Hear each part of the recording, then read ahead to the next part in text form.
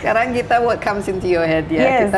Kita main sedikit tebak-tebakan ya karena ini Marissa tuh dulu pernah jadi Metro itu di mana saya berada. Iya, kita kolega TV berita yang pertama di Indonesia. dulu news anchor. Sekarang news anchor mode atau actress mode. Sekarang nih modanya. Kalau harus memilih. Oh, actress kali ya. Actress mode. Karena udah nggak kerja di stasiun TV, sesimpel itu. You don't miss it. Well, I do miss going to the field. Ke lapangan aku kangen. Lebih deg-degan mana kalau going to the field, news broadcast atau shooting film? Shooting kalau persiapannya kurang mateng.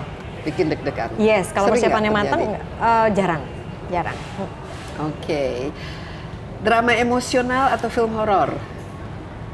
Untuk sekarang ya Mbak, karena aku udah main drama emosional terus, aku pengen horor. Let's have fun and scream. Oh, iya. Saya nonton film horornya di Nightmares and Daydreams yang di Netflix. Yes. Kalau layar lebar atau video streaming device? Sekarang. Harus memilih banget ya Mbak? Enggak. Oh ya. Ini sih n'importe quoi. N'importe quoi. Bahasa Prancis atau bahasa Inggris atau bahasa Jepang? Aduh. Bahasa Prancis kayaknya, karena aku masih belajar. Oke, apa lagi? Oh, lebih suka mana? Menulis skrip atau membaca naskah? Untuk sekarang membaca, karena aku skill menulisnya belum bisa dan harus belajar. Oke, lebih challenging yang mana? Memerankan karakter yang jauh dari diri sendiri atau yang sangat mirip dengan kehidupan pribadi? Wah, mungkin yang mirip ya. Karena garis antara diriku dan si karakter ini jadi blur, dan itu tricky. Oke, coffee or tea?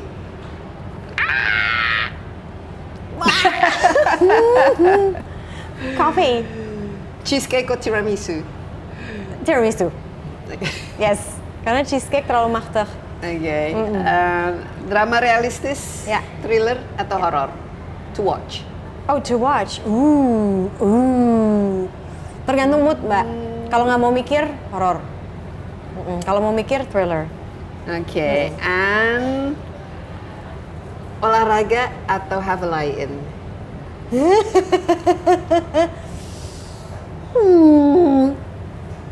Tergantung mood. Kalau lagi badan sakit-sakit dan capek-capek karena sore, ya lie-in. Jadi depending on what my body needs. And I have to know what my body needs, body awareness. Gitu. Oke. Dan terakhir, mungkin tadi kembali ke what women want these days. Dan dengan begitu banyak pilihan, tapi kadang-kadang begitu banyak pilihan itu kan justru membuat bingung. Kebingungan ini membuat galau karena kita hanya bisa mencapai istilahnya seperti anak kecil masuk ke toko yang isinya itu es krim, permen, tapi hanya disuruh memilih satu atau dua. Yang ada kan langsung jadi stres. Apa advice sebagai seorang mentor kepada Gen Z sekarang yang katanya strawberry generation, gampang. Strawberry generation, lembek. Oh, strawberry namanya. Strawberry generation. Gampang bruise. Gampang bruise. Gampang bruise. Kelihatannya begitu indah, cantik, perfect, tapi kalau sekali jatuh plek gitu. Oh, oke. Tidak paham bagaimana mengatasi kekecewaan atau kegagalan. Berat ya Mbak ya? Sebagai seseorang yang sudah tadi makan asam garam, melalui masih 42 tahun, tapi sudah melalui fase kehidupan yang istilahnya memang waktu yang memberikan kebijaksanaan itu. Iya, harus ada waktu untuk sendiri. Kenapa itu penting? Karena ketika kita sendiri, dan jangan main gadget ya, karena kalau misalnya kita main gadget itu kan pasti ngelihat hal-hal, banyak pilihan yang tadi Mbak Desi bilang, itu bisa menimbulkan kebingungan. Ya memang kamu harus duduk dengan diri sendiri dan tanya ke diri sendiri, apa sih yang sebetulnya membuat aku merasa terpenuhi? Dan itu emang PR, apalagi kalau misalnya kita sudah terlalu sering terdistraksi. Karena yang kita dengerin adalah suara orang lain selalu kan. Nah udah saatnya kita duduk sendiri untuk mulai mendengarkan suara kita sendiri. Dan itu nggak bisa kita cari dalam satu sesi duduk. Emang harus setiap hari. Bisa metodenya macam-macam. Ada yang orang nulis jurnal, ya, nulis buku harian. Marisa tulis? Yes, nulis Mbak. Jadi apalagi kalau misalnya lagi melewati banyak pikiran dan juga banyak emosi yang sedang menumpuk gitu ya, itu nulis tuh bikin aku jadi tahu ada kelegaan di situ. Dan ada jarak ya dengan perasaan itu. Betul. Dan juga mungkin ada juga orang yang suka bikin voice note. Ngoceh aja gitu kan, mungkin anak Gen Z sekarang lebih suka voice note kali ya. Ngoceh aja, keluarin aja semua. Atau mungkin bisa jadi juga dengan bantuan seorang psikolog atau psikoterapis gitu, yang bisa menjadi kaca bagi kita kan untuk tahu sebenarnya aku nih maunya apa ya. Intinya duduk dengan diri sendiri, menatap diri sendiri, dan itu adalah satu hal yang memang sangat menantang di era sekarang. Kadang-kadang soalnya menatap diri itu menakutkan kan Mbak. Dan sekarang nggak ada waktu, soalnya harus lihat HP. Jangan-jangan ada WA yang masuk. Enggak lah. Jadi impuls itu sekarang. Ya, itu kan bisa diubah dengan membentuk kebiasaan baru. Ya, kebiasaan baru ya, disiplin. Itu, iya. Yang tadinya mungkin kita dikit-dikit langsung otomatis begini. Sekarang otomatis soalnya orang. Iya, ya karena itu kan habit. Iya. Kan habit bisa diubah. Asal kitanya mau. Kalau kita niatnya masih 20% ya sulit.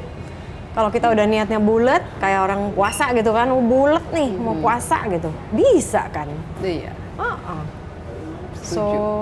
So for me it's that the challenge is just to be with ourselves, to listen to our voices, and then you will eventually know ballpark what you want and what you need.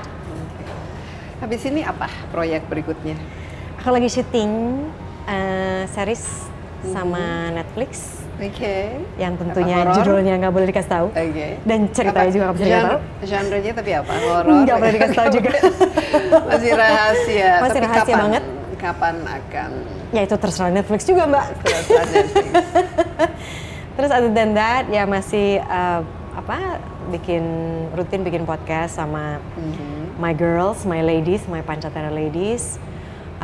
Kadang-kadang aku itu right now aku lagi ngambil sertifikasi coaching dengan Dr. Shefali Sabari. Jadi sekarang itu lagi praktek kerja lapangan di mana dalam 1 minggu itu aku sekali jadi coach, kemudian sekali jadi observer, orang yang mengobservasi, dan sekali jadi klien atau jadi pasien.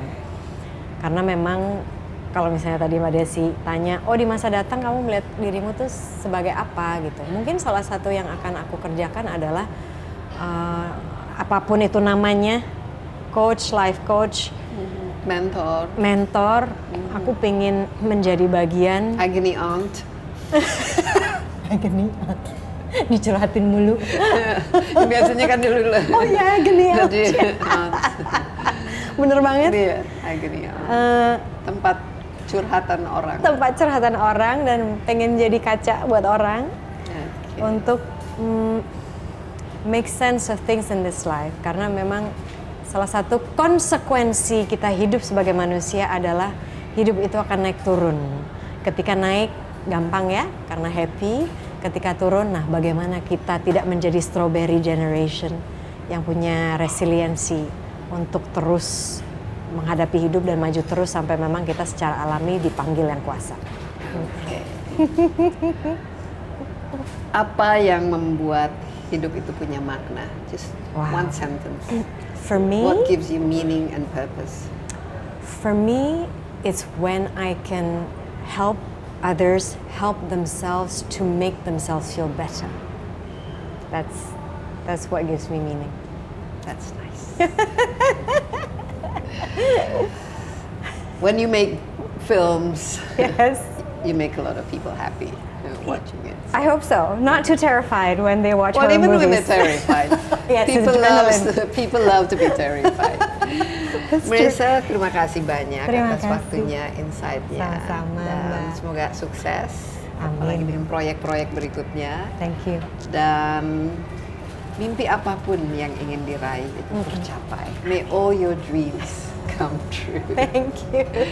Ya, demikian Insight with Desi Anwar kali ini. Terima kasih juga atas perhatian Anda. Jangan lupa acara ini dapat disaksikan di cnnindonesia.com dan juga di YouTube CNN Indonesia Insight with Desi Anwar. Sampai jumpa. Bye-bye.